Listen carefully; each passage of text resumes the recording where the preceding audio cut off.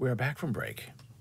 I'm David Boles. This is Boles.tv. It's Boles.television, coming to you live from the East Coast of the United States. Usually around noon, usually Tuesdays, Thursdays. It depends on what's happening. A lot of things going on. Our deaf opera project is going full steam ahead, as we just sort of discussed. And now, on that same note, we're going to have a brief conversation about language learning. And I'm in the process of writing a bolesblogs.com article about this very topic. And I'll go much more into depth and detail about the various services I'm using in order to learn Italian. And I'm learning Italian because of our deaf opera project. I want to be able to read the major works, even though it's old Italian, just to try to get the understanding, the feel for the language. Now, it's interesting because I'm using a conglomeration of several different apps, foreign language apps, and I'll just discuss a couple of them with you right now. Is Busuu, a Czech company, B-U-S-U-U. It's interesting. Now, my Boles Blogs article is going to focus only on services that offer lifetime learning for one price, because that's the way it should be. Busuu, on the other hand, is not. You pay every year through the nose for their service. But it does offer something that none of the other apps really offer, and that is this sense of community correction,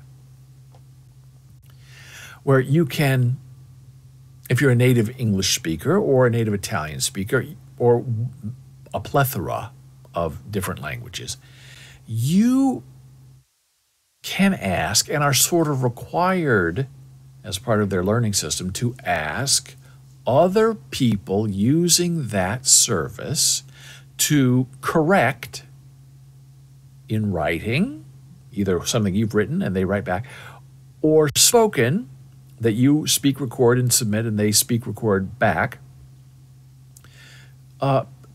Stories, sentences, paragraphs, interesting information in your target language, TL for short. Now, it's interesting, and I have a lot of people who ask me to correct their stuff because my bio says I'm a writer, I work in New York City, so I think people are naturally coming to me to ask for help because I do a lot of the reviewing. And I sort of stopped Busuu for a while because I was, spending a lot of my time correcting people's English, then studying my Italian. But that's okay. I'm getting back into it now for a reason I'll tell you in a moment. But what the most interesting thing is, and this is the hard work of the editor or the correcting friend on Busuu, is how strict do you want to be? There are a lot of people who, maybe misspell something or who add an A to a word because they're Italian, that doesn't belong there in English. But, you're reading, you're listening to what they say, and it's understandable. You understand what they're saying. 90% right, 95% right. So do you, as the, not instructor, but as the corrector, do you correct them at 100%? If they forget a comma, if they don't capitalize the word Sunday, do you say, hey, it's good, and let it go? Or do you go in there and click the edit button and get very technocratically precise? And you're part of it too. Now, sometimes when you're just starting, you say something and it gets corrected. I get corrected. And the correction is so specific, nitpicky, that it's lost on me. And this is good because most of my life I've been an editor where I just go in there and fix something, clean it up, and it's done and we move on. But when you're on the other side of it, especially in a foreign language that's not your target language or your native language, you sit there and you say, okay, they're correcting me. I'm not getting it. I don't understand what they're saying.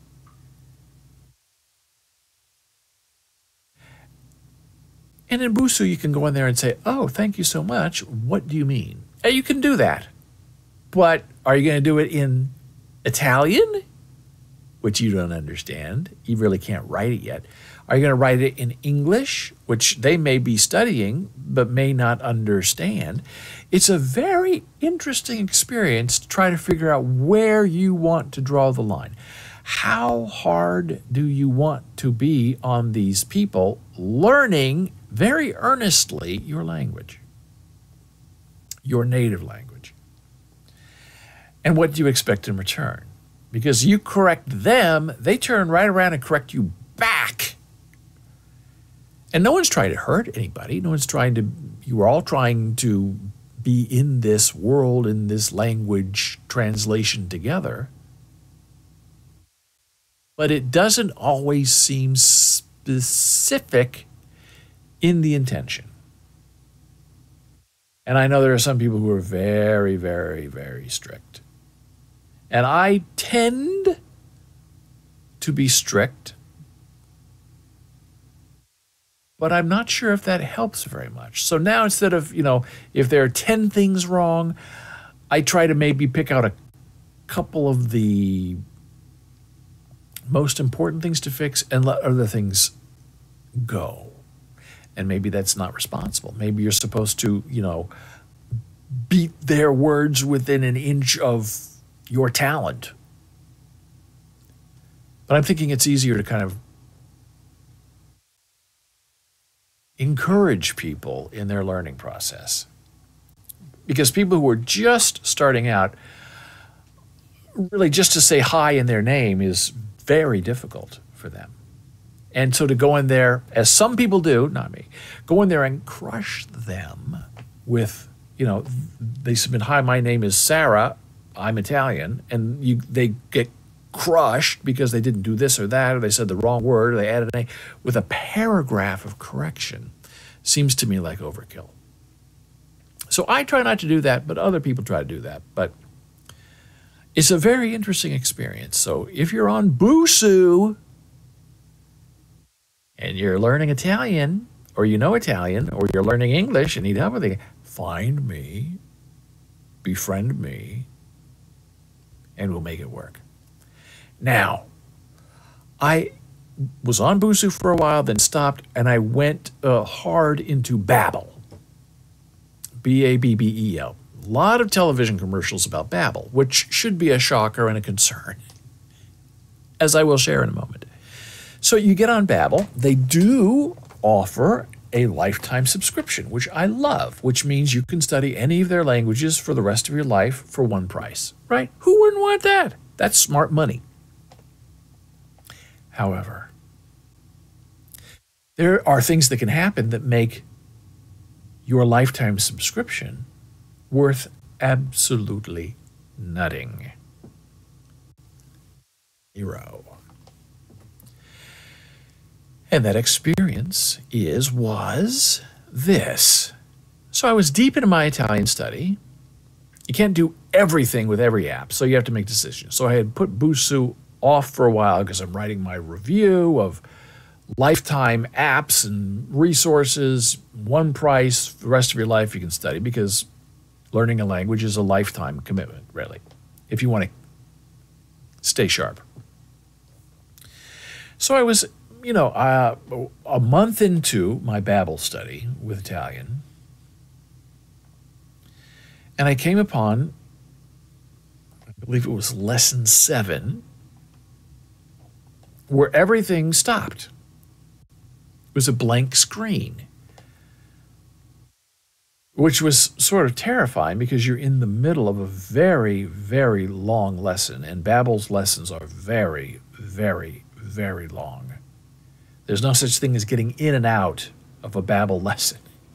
It's 30 minutes. So I was 25 minutes in on this lesson, and it had blank screen. So I thought, oh no, refresh the screen, nothing, blank screen. Went back and, studied some other apps on my browser, computer, everything's fine. So I think, okay, let's go back and see if, Babbel's unfrozen, blank screen. So I, did a hard refresh. All my accounts there, I see all my lessons, nothing's lost. So I click on lesson 7.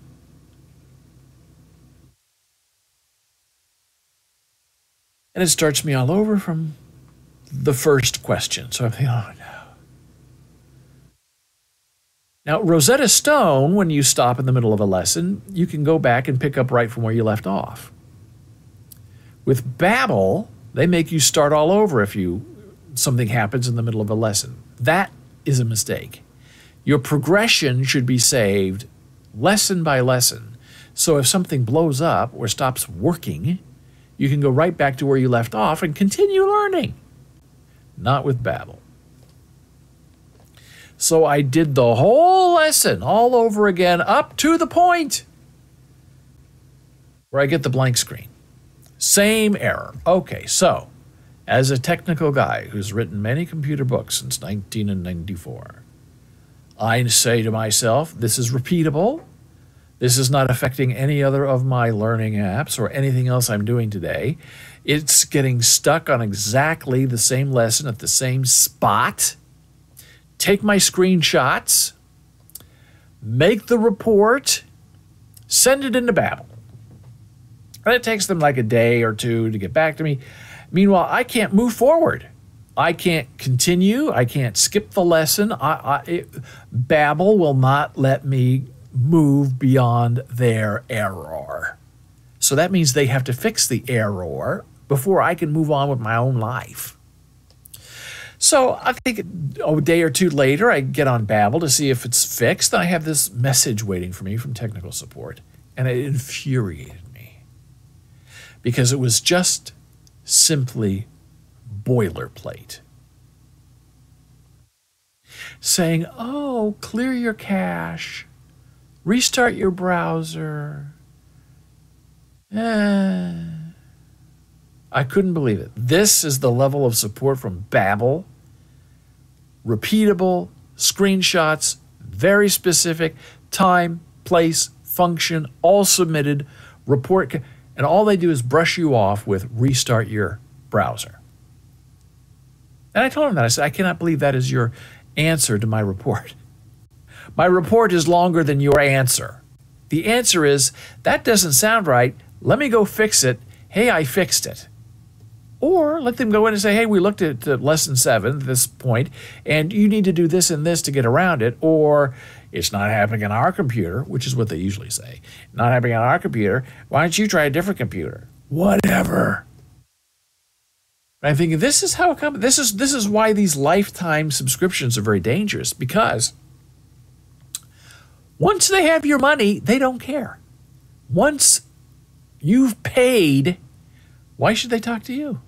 It's almost better to, a lot of these learning apps you can buy a year in advance instead of month to month. But sometimes month to month, even though it costs you more, is the better deal. Because these companies can't turn around and say, well, we already have your money. We don't want to help you. Who do you think you are? It's very annoying. So I haven't heard back from them.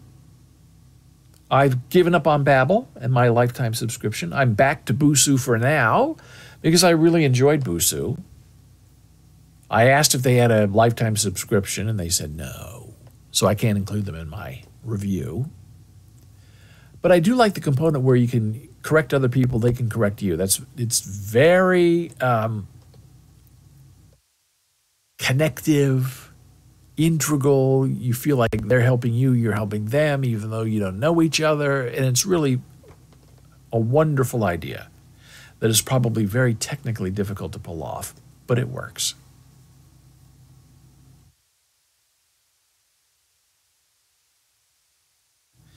So another bit in my learning arsenal is Forogtten Books. What is this? I'll show you. This is an amazing, interesting website that has over 1 million books that are out of print or the copyright has expired.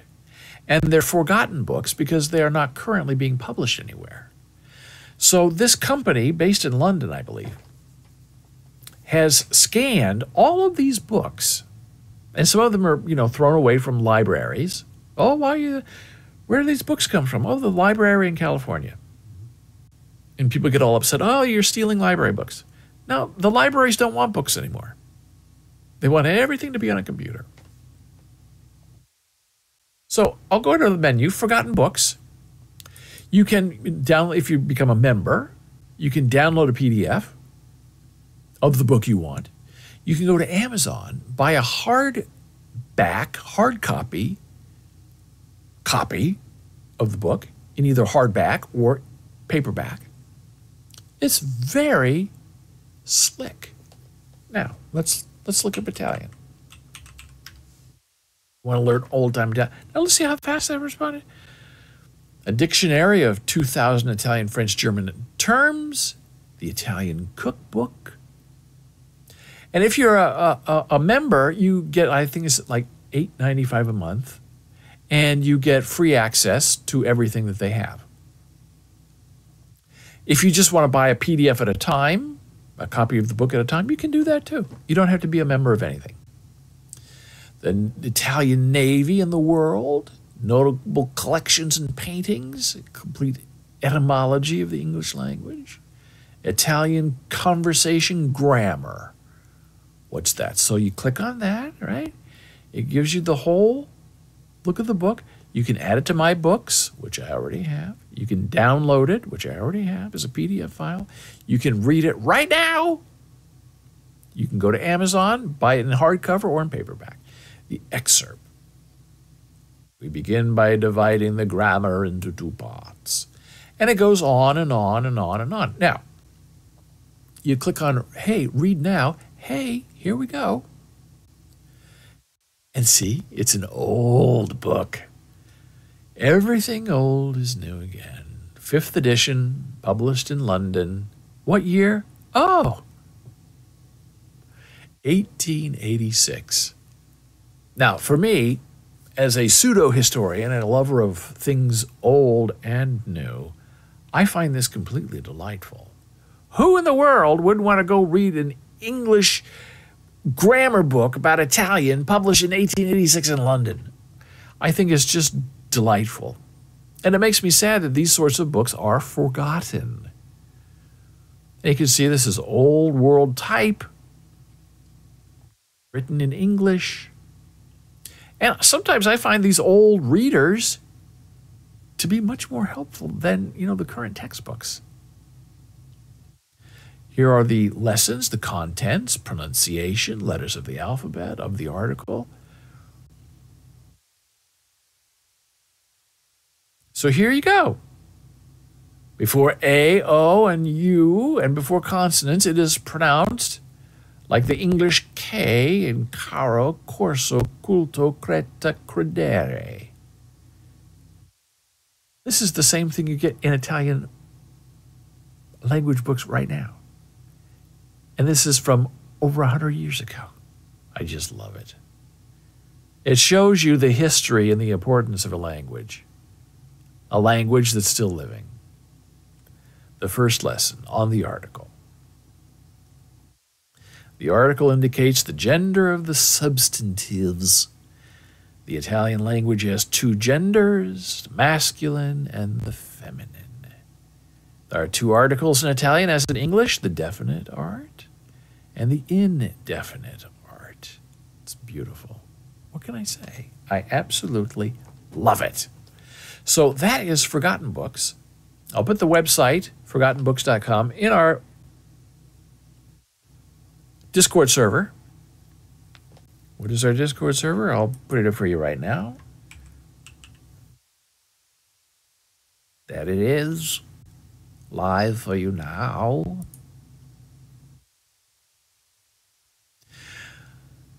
So this is Forgotten Books. Here's the menu. We'll go back to the menu and go back to home. It's a wonderful resource. And the deaf books are really spectacular. Let's look up deaf. A lot of Indian Sign Language deaf books. Graphical studies of marriages of the deaf by our old awful enemy, Alexander Graham Bell, who did not believe in sign language, who had a deaf wife, and who believed that all deaf people should have their hands tied behind their back so they didn't dare use sign language to communicate. Oh, yes, he just wanted them to, I guess, suffer through using their voice. And if they couldn't hear, couldn't understand, well, too bad for them, better for him. Weird, right? But a lot of information. So if you're doing a research paper, if you want to, compare and contrast what we used to think and what we think today, Forgotten Books is a tremendous resource. Now, the other thing I want to mention about immersion into a language is you can, buy child readers, comic books. I'll show some of those to you at another time, to help you understand and learn a language. And one of the best ways to do it is to watch Italian language shows. Now, you can get some of it on YouTube. If you have a cable company subscription, sometimes they have very specific Italian channels, Spanish channels. Spanish channels seem to be included in most of the packages on the East Coast. You can get French language channels, German channels. Usually it's one or two channels that you pay like $10 a month extra to have added to your subscription. And the Italian channel for Xfinity Comcast is very good, but as I understand it, it's like the PBS channel for Italian. Not a lot of commercials and a lot of very interesting art and documentaries. But it's not Italian TV. And they say if you want to learn a foreign language, the most fun way to learn it is through commercials, because they promote things. They're very repetitive. Buy this, buy now, buy this, buy now. So you can kind of catch on to what they're selling. They have very intensive images that go with the words you're trying to learn. And it's very mainstream. You learn the colloquial turns of phrases, right? So here we go. Cibor TV is this. I actually have it. I'm reviewing it. It's like a little thing. It's HDMI. You plug it into your television set. You bring it up. And it gives you 25, 50, 100 different television channels, 300, that you can watch. And they're all in Italian. And it's really terrific. And you buy a subscription for a year that subscribes you to all of these different channels. And they have English channels that, talk about Italy. But what's interesting is 60% of the channels that you watch are American movies and American TV shows dubbed voiceover into Italian, which is not always a lot of fun, because I don't want to watch, Friends dubbed in Italian. But if you know the story of Friends and you know the characters, now they speak, then you can kind of put it all together and say, oh, okay, this is the Italian version of that. But you just turn this on and you connect it to your Wi-Fi network, and you have 300 Italian channels in your American home. So some, you buy the box. Sometimes after you've purchased the box, you just, pay for your subscription for the streaming. And it's very fast. It says it's a 60-second setup.